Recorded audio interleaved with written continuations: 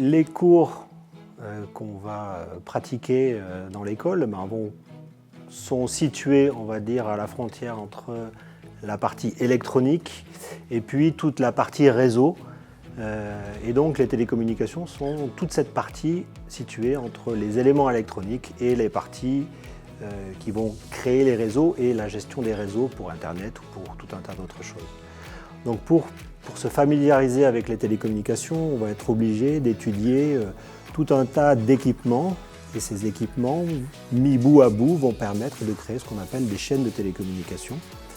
Et la plupart du temps, vous en connaissez vous-même, vous avez votre téléphone, donc qui est un émetteur, qui contient un émetteur, un récepteur, et qui va communiquer avec un réseau à travers, par exemple, des communications sans fil, ou après, à la maison, avec des communications plutôt filaires, comme sur Internet ou autre. Donc qu'est-ce qu'on étudie? On va d'abord étudier notamment tout ce qui permet aujourd'hui de réaliser des communications. Donc on va étudier les communications sans fil, les communications filaires, les fibres optiques, qui sont aujourd'hui le support qui va devenir privilégié dans les années à venir. Ensuite, on va étudier comment on va faire passer l'information sur tous ces éléments, que ce soit fibre optique, sans fil, etc. Et ensuite, on va s'intéresser aux différentes manières qu'il y a de véhiculer ces informations pour permettre aux gens de communiquer entre eux. Donc ça constitue en grande partie tout ce qui concerne les infrastructures des télécommunications, c'est-à-dire tout ce qui permet de fabriquer les télécommunications. Ensuite, une fois qu'on a dit ça, il va falloir mettre ensemble tous ces éléments systèmes qui permettent de faire des communications pour les faire communiquer entre eux et pour aboutir au final à une architecture de réseau plus ou moins sophistiquée ou suivant différents modes d'organisation.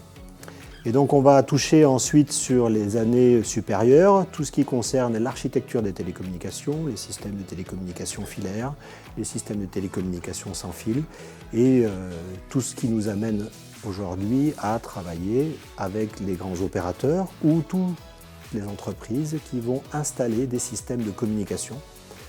Ça concerne les grandes entreprises notamment qui déploient aujourd'hui la fibre et qui emploient beaucoup d'étudiants qui sortent de cette école.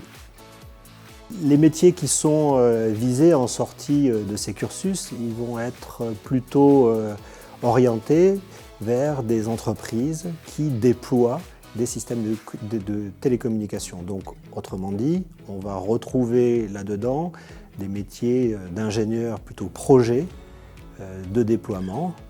Il faut savoir par exemple que si vous voulez installer une antenne sur un immeuble pour le réseau GSM, pour le réseau téléphonique sans fil par exemple, il va falloir pas simplement amener une antenne sur le toit, mais ça va obliger l'ingénieur à prendre tout un tas de précautions et de planification très orientées gestion de projet pour arriver au final, après un grand nombre d'étapes qu'ils verront au cours de leur formation, à la possibilité de vraiment faire installer les appareils pour réaliser le système de communication.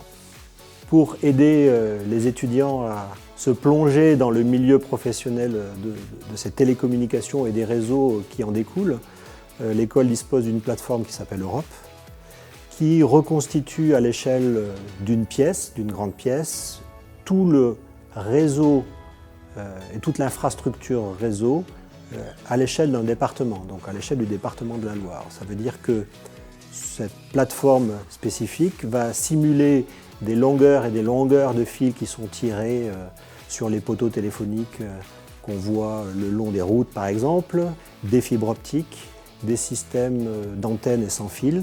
Tout ça pour simuler ensuite ce qui peut se passer sur un réseau et tous les phénomènes liés aux problèmes d'infrastructure de télécommunication que vont pouvoir rencontrer les opérateurs lorsqu'ils vont vouloir développer des services réseau. Donc de ce point de vue-là, on va pouvoir, lors des projets sur ces plateformes, simuler les problèmes télécoms qui peuvent apparaître lors du développement de certains services par les opérateurs.